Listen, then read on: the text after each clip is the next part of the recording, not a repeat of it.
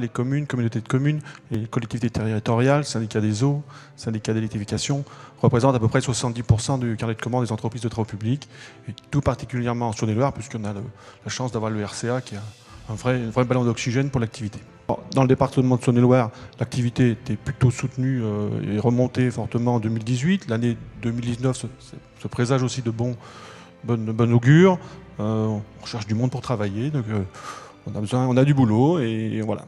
C'est un petit peu compliqué au niveau national. Alors on avait un petit peu espoir qu'il y ait un déclic avec la chute du pont de Gênes, mais le déclic n'a pas eu lieu. La tendance de la loi LOM va plutôt vers un scénario plutôt restrictif par rapport aux 3 qui avaient été proposés. En Saône-et-Loire, les projets sont là, les subventions tombent, le département, Monsieur le Président, abonde sur les projets des communes. Les entrepreneurs sont plutôt contents d'être là. Donc en Saône-et-Loire, c'est positif, en tout cas, il y a... C'est certainement mieux qu'ailleurs. Voilà. On est mieux ici qu'ailleurs, donc visiblement. Le trophée des travaux publics sera remis à la mairie de Saint-Loup-de-Géange, représenté par son maire Bernard Colombre. On l'a vu, cette zone, ce supermarché, cette maison de santé, etc. C'est bien beau de les avoir, mais quand on est maire, quand on est élu, eh ben, faut penser tout ce qu'il y a autour. Ça a été votre défi.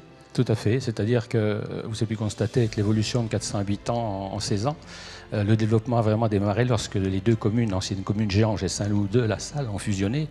Et ça a permis effectivement un développement économique important, avec un groupe scolaire en 2007 en haute qualité environnementale qui a eu 190 enfants que de la commune, hein, c'est pas un groupement pédagogique. Et puis des commerces, puisqu'on a quand même 24 activités artisanales, commerciales et professions de santé et diverses sur le territoire. Hein. Donc effectivement, c'est une commune qui bénéficie d'une attractivité forte, en raison notamment, le président Martin, ici présent ce soir, le sait de Beaune, hein, qui, voilà.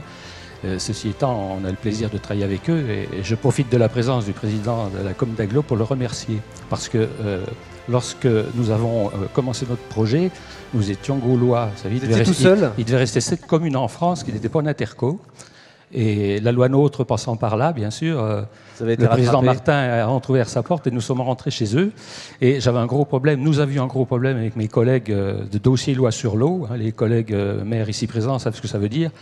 Et grâce au président de la commune d'Aglo de Châlons, on a débloqué la situation et on a eu notre permis d'aménager 4 à 5 jours avant qu'il soit obsolète. C'est-à-dire qu'il aurait fallu tout recommencer. Donc je tenais à le remercier publiquement. Et alors je me permets de déroger un petit peu au protocole parce que derrière, mais je ne vois pas très bien, j'ai tous mes collègues qui sont là, les adjoints, des conseillers municipaux, le personnel de secrétariat. Parce que ce trophée, en fait, effectivement, je l'ai entendu tout à l'heure, c'est pas le trophée du maire, c'est le trophée d'une équipe. Oui, et j'en ai ici, vous voyez, qui sont au conseil municipal avec moi depuis 30 ans. Vous voyez, donc c'était des projets mûris et notamment celui-ci au niveau de la zone depuis 15 ans. Et c'est le plan local d'urbanisme qui a permis de graver ça dans le marbre et de développer notre commune. Bravo. Bravo encore une fois à la commune.